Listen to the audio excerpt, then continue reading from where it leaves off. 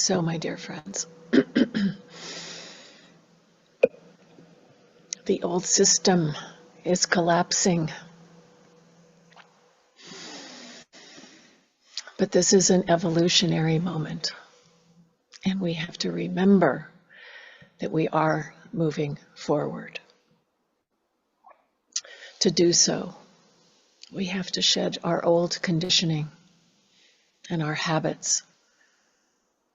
This is the great opportunity of these times to transform our ways of being and living and hold space for a collective awakening. To meet the fear in the collective as the old order falls apart, let us call on all of the compassionate ones, our wise teachers, guides, ancestors, elders, and friends, and seek grounding on the earth. The laws of nature can guide us. The clouds come and they go.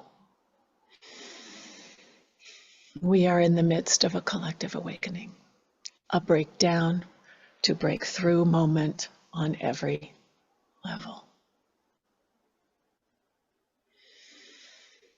Because we care about life on earth and balance and harmony in our world, we understand that we need to practice to stay in harmony and be in alignment with the times, with each other, and with ourselves. We are healers. We are lovers of the world. What does a healer do? A healer focuses on the little healthy seed, that spirit of what we want to see in the world and in ourselves. A healer nurtures that, feeds that.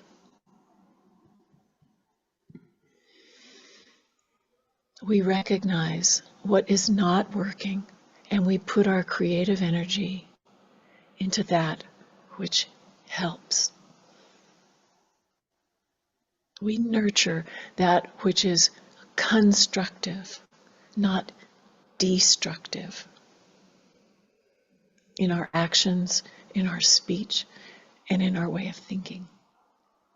This takes practice. We must be able to live and act without perpetuating the same old patterns that got us into this mess. And to do this, we need to stop. To transform the hatred and fear, the greed and delusion, and our selfish pride. But we're so triggered that we cannot and should not do this alone. We need each other. Transformation of ingrained habits is so much easier when we are with friends. Group energy is a powerful force. And like Thich Nhat Hanh during the Vietnam War, as spiritual warriors and dharma friends, we do not take sides. This is also part of the practice. We go down the middle.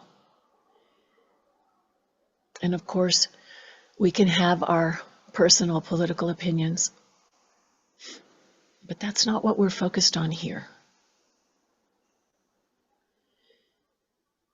Here, we set aside our reactive emotions and place our effort on transforming them into that which helps.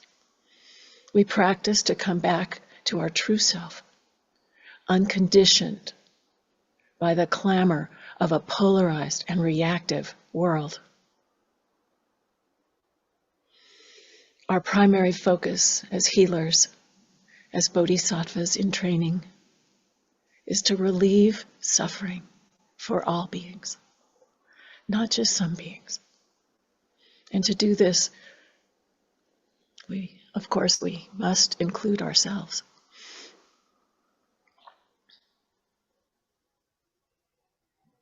In order to have the capacity to stay centered and responsive, we practice to release the reactivity that results in more polarization.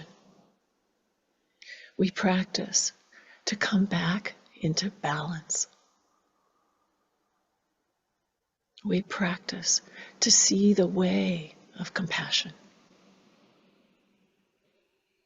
We practice to embody that way in our precious, fleeting human lives with what time we've been given.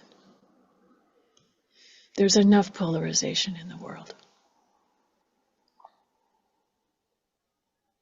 In oneness, the dark and the light are not separate.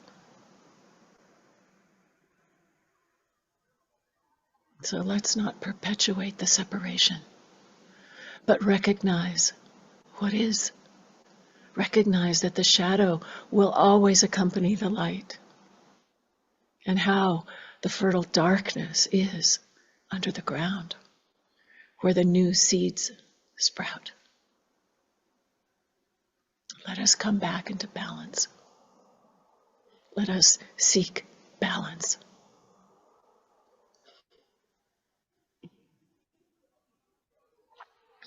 In our practice of meditation, we return to stillness, which is another gift we give ourselves in this incessantly busy world. When we stop and enter into stillness of a quiet body and mind, we're able to once again see the view of vast spaciousness, unconditioned by reactivity, free and clear.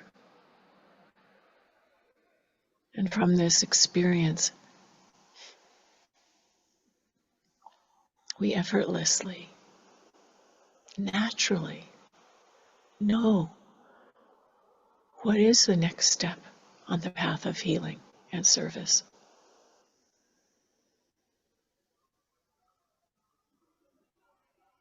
So it's imperative to quiet the busy, preoccupied mind and enter into the present moment, unconditioned by the loud din that is out there.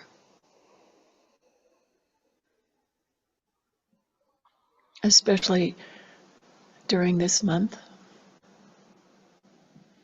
let us take time out every day to practice. And may this serve to lay a new foundation in our lives that we will continue. Because we need this like we need a drink of fresh, clean water. We cannot survive on caffeine. The habits of speed and reactivity are so strong in the world around us. We have to break that habit.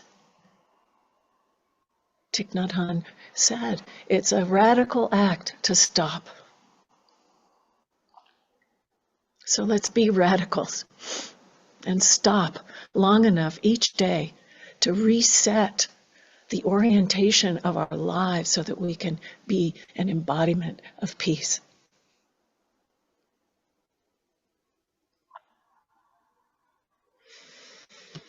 Reread Thich Nhat Hanh's books, Being Peace. Peace is every step, and Calming the Fearful Mind. These books are gems. Take time out to remember to simply breathe and meet the moment over and over again with freshness and ease. And in this way, we can touch the ground of our being.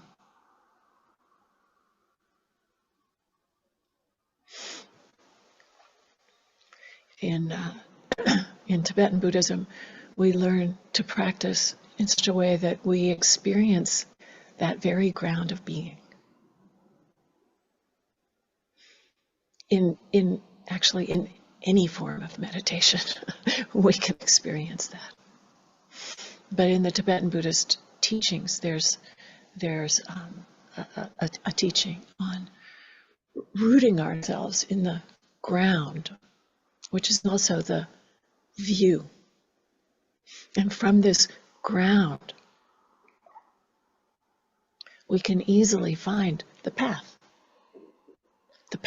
that leads to awakening, the path of practice,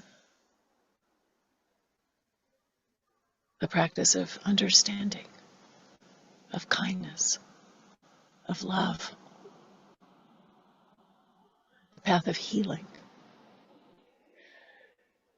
This path leads to the discovery of the fruit, which is our realization, our liberation, and our freedom from suffering.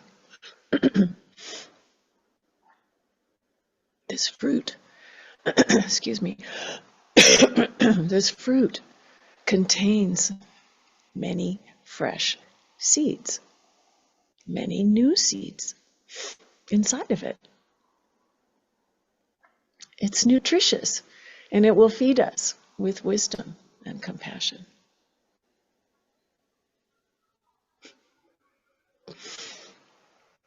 So we practice to experience the ground and the path and the fruit for wisdom and compassion to blossom, to be a vessel filled with loving kindness, a vessel of the holy.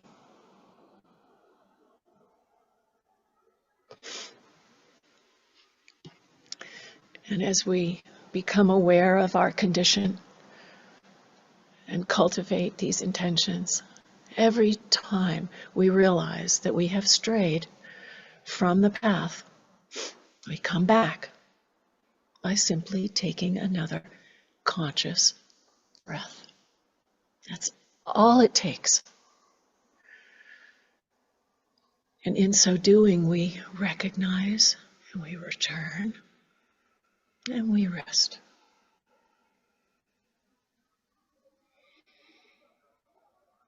This way, we are training the mind and transforming our habits, building new muscles. We have become weak in the conditioning of the dominant culture. Our true nature is clouded and subdued so much of the time. So we take it upon ourselves to stop identifying with all that and begin anew. Stop in body, in speech, and in mind. And diligently return to the present moment, to the view and the ground of our being. And when we stop, we can recognize the view. We can recognize it. We can stand our ground. And then we can relax in that. We can rest. Rest that busy mind. Rest all that effort and consumption. And trust that the fruit is ripening all on its own in good time. We return over and over and over with each breath, each conscious breath. This is the practice. by stopping and reorienting,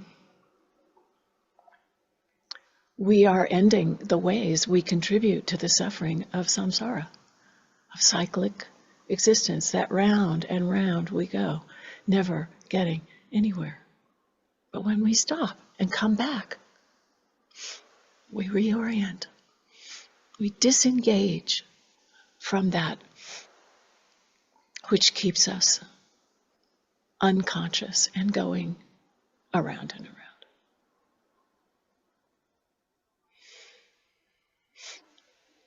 So right now, I'd like to invite you to take a breath. And I'm going to ring the bell again. Thich Nhat Hanh says, when you hear the sound of the bell, it brings you back to your true self. And so with each sound of the bell, I'm going to ring it 3 times. With each sound of the bell, just take a really nice, big, deep in-breath and nice, big, deep out-breath. And come back. And let that be refreshing and healing.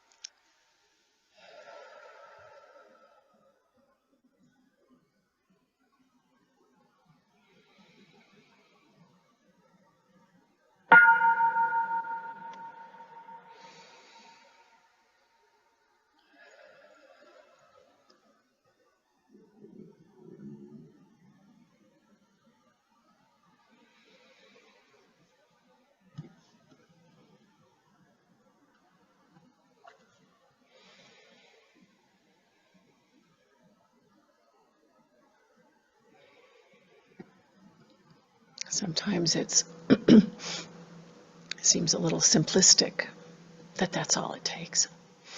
And the breath is so much a part of who we are that we take it for granted. And maybe we don't think we need to do this.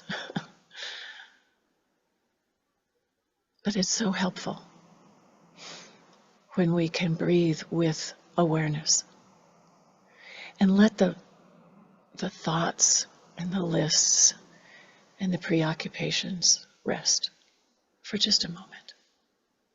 It's like just clearing the air, swiping the screen. And it can be so healing. Healing from trauma, healing from reactivity, from all that's coming at us all the time. To come back. Just that easy.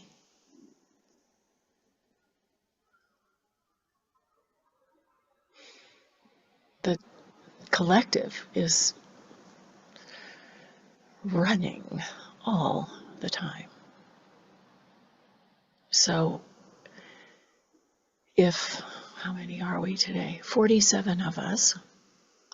There's another one coming in. 48 of us